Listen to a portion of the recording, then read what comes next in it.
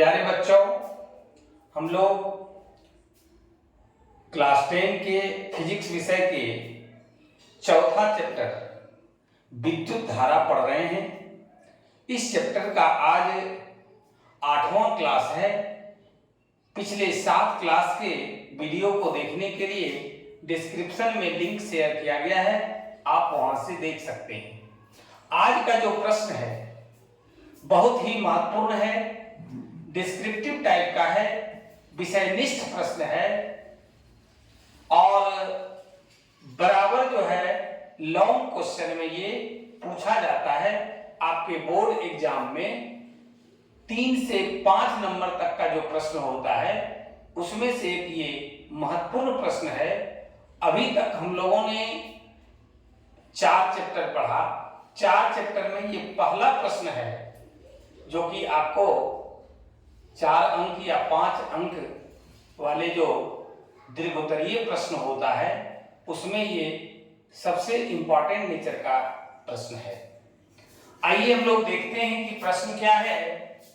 तो एक प्रयोग द्वारा ओम के नियम का सत्यापन करें। एक प्रयोग द्वारा ओम के नियम का सत्यापन करें। हम लोग पिछली क्लास में ओम के नियम को पढ़ चुके हैं। ओम के नियम में हम लोगों ने पढ़ा I समानुपाती होता है V के, धारा समानुपाती होता है विभवांतर का। उसके बाद हम लोगों ने ज्ञात किया था कि I बराबर V/R। आप लोग पिछले क्लास का जो भी पढ़ाई होती है आप उसको नोटबुक में अवश्य नोट करें और तैयार करते चले जाएं। एक भी प्रश्न आपका बाहर नहीं से पूछेगा, सारा आपको जो पढ़ाया जा रहा है उसी से पूछेगा। कारण एक भी टॉपिक छोड़ के हम आगे नहीं बढ़ रहे हैं, सारा टॉपिक को लेकर के चल रहे हैं। आइए किस प्रकार से ओम के नियम का सत्यापन करना है, इसके लिए एक विद्युत परिपथ तैयार किया गया है जिसमें एक शुष्क सेल लिया गया है, एक एमीटर ए है, इसके बाद एक वोल्ट मीटर देखिए V है, एक स्विच S है तथा एक नाइक्रोम तार के टुकड़े PQ लिया गया है। अब है यहां पर एक इंपॉर्टेंट क्वेश्चन ऑब्जेक्टिव के लिए, और वो क्या है कि ओम के नियम का सत्यापन करने के लिए ये प्रश्न अभी हाल ही में बीपीएससी द्वारा आयोजित प्राथमिक शिक्षकों के लिए जो परीक्षा ली गई उसमें भी ये प्रश्न था कि ओम के नियम के सत्यापन में वोल्ट मीटर को समांतर क्रम में जोड़ा जाता है और एमीटर को श्रेणी क्रम में जोड़ा जाता है। इसलिए आपके परीक्षा के भी पॉइंट ऑफ व्यू से ये इंपॉर्टेंट नेचर का प्रश्न है। अगर खूब स्टैंडर्ड क्वेश्चन अगर पूछा जाता है तो उसमें निश्चित रूप से रहेगा कि एमीटर को किस प्रकार के समूहन में जोड़ा जाता है। तो आपको जवाब देना है ये श्रेणी क्रम में, जबकि वोल्ट मीटर समांतर क्रम में जोड़ा जाता है। अब आगे आइए कि स्विच S को बंद करने पर करंट आप दे दीजिए, परिपथ में धारा प्रवाहित होने लगती है। ये चूंकि प्रैक्टिकल का प्रश्न है, प्रैक्टिकल करके देखना है, लेकिन ये थ्योरी में बराबर पूछा जाता है, इसलिए ये प्रश्न आपका महत्वपूर्ण है। जैसे ही स्विच S को बंद किया गया, परिपथ में धारा प्रवाहित होने लगती है। एमीटर ए परिपथ में प्रवाहित होने वाली, हम लोग पीछे भी पढ़ चुके हैं कि एमीटर के द्वारा धारा मापा जाता है, जबकि वोल्ट मीटर भी नाइक्रोम के तार जो PQ है, इस PQ के बीच का जो विभवांतर है, सिरों P एवं Q के बीच का विभवांतर भी मापता है। इसके द्वारा वोल्ट मीटर के द्वारा, एमीटर के द्वारा परिपथ में जो धारा आई प्रवाहित होता है उसको मापता है। अब क्या करना है कि अब एक स्थान पर 2 सेल लगाकर, अभी हम लोगों ने क्या देखा, एक सेल लगाया, एमीटर का पठन नोट कर लीजिए और वोल्ट मीटर का कितना रीडिंग आता है, कितना पठन आता है उसको नोट कर लीजिए। अब यही काम 2 सेल लगा करके कीजिए और उसके वोल्ट मीटर और एमीटर का पठन रीडिंग को नोट कर लीजिए।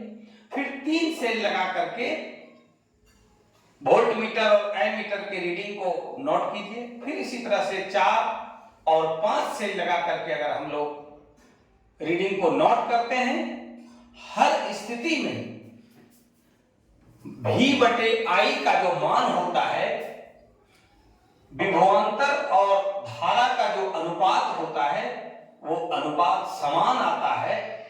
यही हम लोगों ने प्रयोग के द्वारा ओम के नियम को सत्यापित किया कि एक सेल लगाएं या 2 सेल लगाकर देखें या 3, 4 या 5 सेल तक लगा करके अगर हम लोग पठन नोट करते हैं तो हर स्थिति में विभवांतर और धारा का जो अनुपात होता है, रेशियो होता है, वो समान आता है।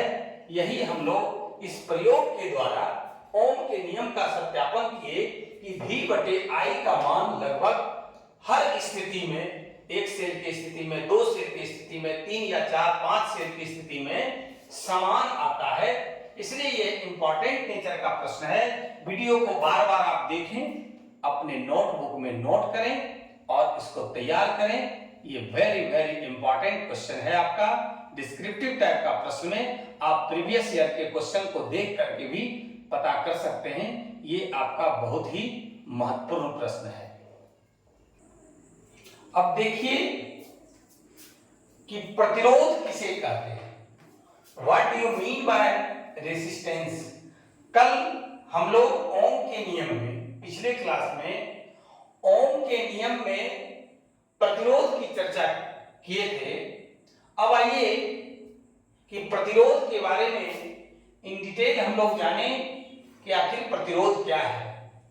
किसी पदार्थ का वह गुण जो उससे होकर धारा के प्रवाह का विरोध करता है, अवरोध उत्पन्न करता है, रुकावट उत्पन्न करता है, खेद उत्पन्न करता है, उस पदार्थ का विद्युत प्रतिरोध या सिर्फ प्रतिरोध कहलाता है।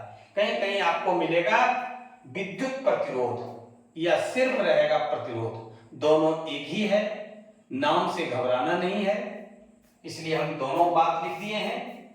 फिर से एक बार समझें कि किसी पदार्थ का वह गुण जो उससे होकर धारा के प्रवाह का विरोध करता है, अवरोध उत्पन्न करता है, रुकावट उत्पन्न करता है, उस पदार्थ का विद्युत प्रतिरोध या सिर्फ प्रतिरोध कहलाता है। अर्थात प्रतिरोध बराबर विभवांतर बटे धारा। प्रतिरोध को हम लोग R द्वारा डिनोट करते हैं, R बराबर V/I। V हो गया विभवांतर, I हो गया धारा। अब है यहां पर एक ऑब्जेक्टिव प्रश्न है, उसको भी हम लोग सीखेंगे कि प्रतिरोध का SI मात्रक ओम होता है। क्या होता है? ओम होता है। ओम को हम लोग डिनोट इस तरह से करते हैं, ये आपका ओम है। ओम वैज्ञानिक का नाम है, कल भी हम लोग चर्चा किए।